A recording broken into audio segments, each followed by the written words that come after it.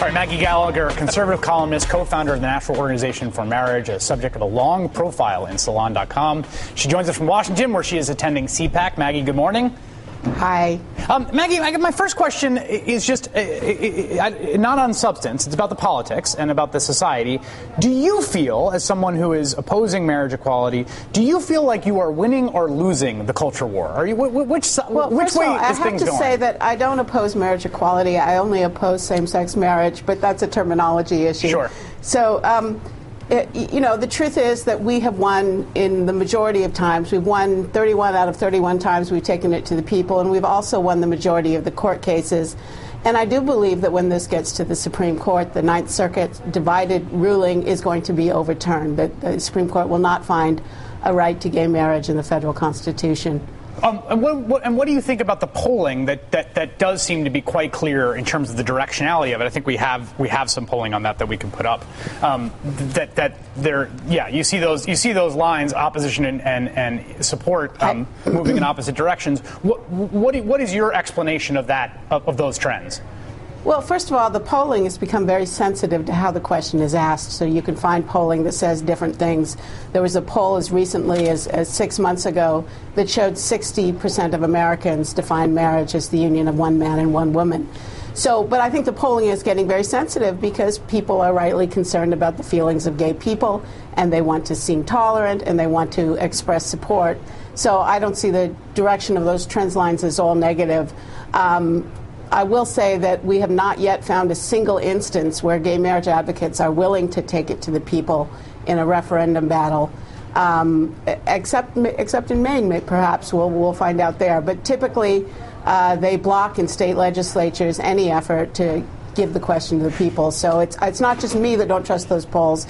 It's gay marriage advocates, at least the ones who are working on the ground. Well, except now in 4 of 7 states that have passed gay marriage, that has happened legislatively. And in fact, in 2012, there's a move this year to put gay marriage to repeal Prop 8 in California as an initiative, which I think is winnable there. I think that they decided not to, but I could be wrong. It's Maine where the gay marriage advocates may be pushing to have another referendum in 2012. And of course, there'll be marriage amendments on the ballot in Minnesota, defining marriage as one man and one woman, and in North Carolina this May. Maggie, I want to ask you a question, and I've wanted to ask someone with your politics of this for a while. When I survey the scene of American marriage, the thing that strikes me as the greatest threat to marriage is not gay couples and lesbian couples forming committed relationships. It's no-fault divorce.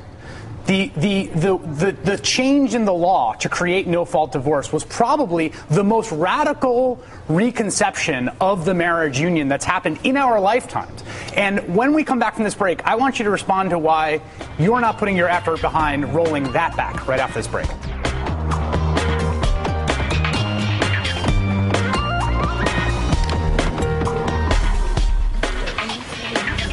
Good morning from New York. I'm Chris Hayes, here with John McWhorter, contributing editor to The New Republic and Root.com, also a new father. Rebecca Traister, author of the book Big Girls Don't Cry, The Election That Changed Everything for American Women. Michaela Angela Davis, former executive fashion and beauty editor for Essence magazine. And Richard Kim, my colleague at The Nation, where he's executive editor of TheNation.com. Joining us on satellite is Maggie Gallagher, conservative columnist, co-founder of the National Organization for Marriage. And before we went to break, Maggie, I asked you about no-fault divorce, the effect that that's had on the institution of marriage, which I think has been far greater than anything that's happened in terms of the struggle for gay and lesbian equality on the issue. And I'm curious what your thoughts are. Do you think we should have a social movement to roll back no-fault divorce?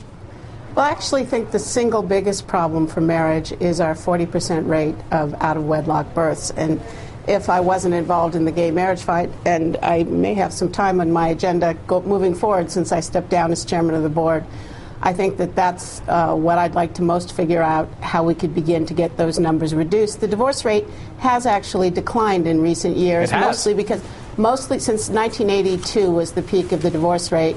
And it's declined mostly because growing numbers of people who would have been susceptible to divorce are just living together without marriage, having children, and the breakups of their families aren't being counted in our divorce rate. But to answer your question, I spent about 20 years on the question of family structure. Do we have too much divorce, too much unmarried childbearing? I myself I did this because I was an unwed mother for 10 years, so I began to believe that the progressive myths of the 1980s, I was being told that this is great for women, were kind of a little on the crazy side, frankly, if you have practical experience with what it means to raise a child alone. I have practical so yes, I'm an unmarried mother Go ahead. that has very practical experience of being that. And I don't call myself a single mother. I call myself an unmarried mother because my partner in parenthood is 100% with me, and I have the happiest, healthiest, brilliant daughter ever, and our family is intact and it's loving and it's the family that we created. So when you position unwed mothers as somehow deviant or wrong or not progressive, well, as I said, it's an insult Did I do that? to very successful families that don't fit inside your construct. Well, listen, I think if you're a really happy television commentator who's managed to construct a happy, wonderful family outside of marriage, you're such an exception that maybe we shouldn't worry that you're a little oversensitive about when someone says it's really, really hard to raise a child alone. Maybe that's you not shouldn't true. I've not always describe been that as blaming women for being deviant. But I didn't have my baby today. Expression. You know, I was in my 20s and I grew.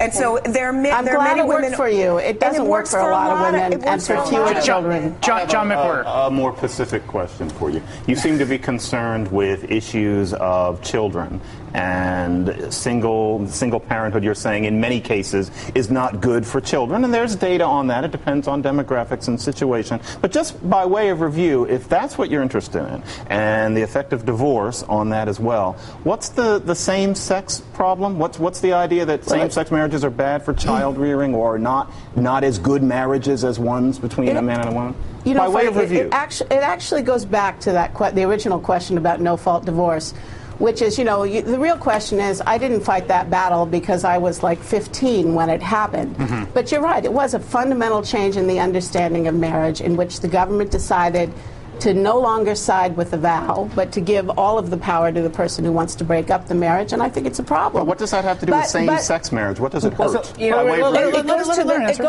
goes to the way in which the foundational understanding of marriage. We were told at that time that no-fault divorce would only affect the bad marriages, but really it affected all the marriages because it changed the public understanding of it. And I think that that's what same-sex marriage does. It takes an institution that is pre-political, that was not created by the government, although it is protected by the government. So you're saying same-sex marriages are inherently less stable? You seem to be sidestepping the question. No, but it's because you think this is a question about gay couples. And for me, it's a question about marriage, and that is a disconnect. It's very hard to talk over that. Marriage is the union of husband and wife for a reason. It's not that there's something else called marriage, which is stability, that I'm trying to deny gay couples.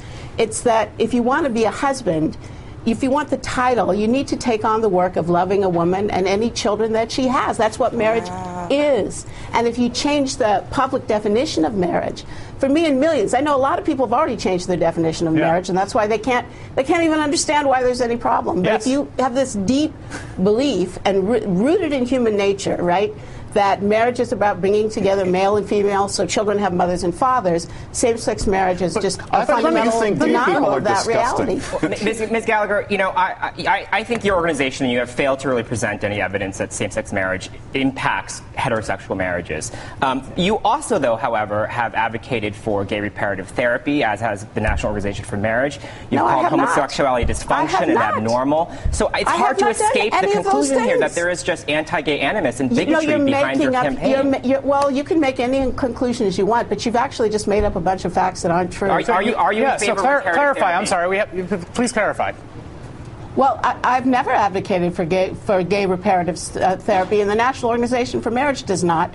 We focus on fighting for laws that define marriage as the union of one man and one woman. So I think you've created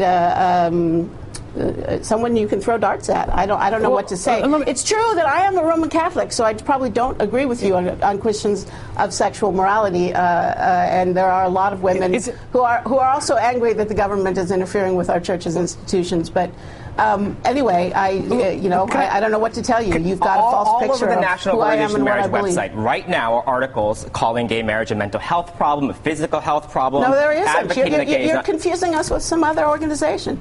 Okay. Well, it's not true. Okay. We will. Luckily, the good thing about the show is that we're on tomorrow, and we will we can actually issue empirical rulings. Well, you want to have me back on and discuss what you find, because I'd be very surprised. I keep a close track of what goes up on our website.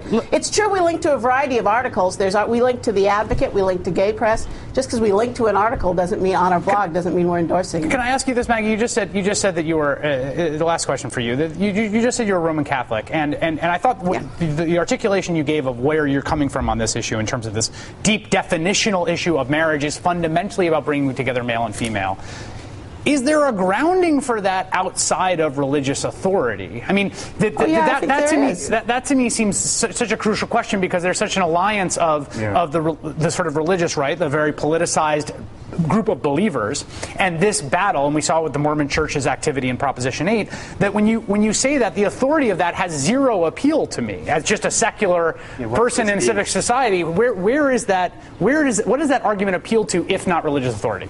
Well, I think every human society has recognized that there's a special need to bring together male and female so children have mothers and fathers. It's not just a specific, this is kind of a big, broad human idea. It's not grounded in any specific religious tradition. Although I do think that people with religious convictions have just as much a right as people with secular moral convictions to advocate in the public square. It's part of the democratic process. Maggie Gallagher, conservative columnist and co-founder of the National Organization for Marriage. I really do appreciate you coming on this morning. Thank you so much.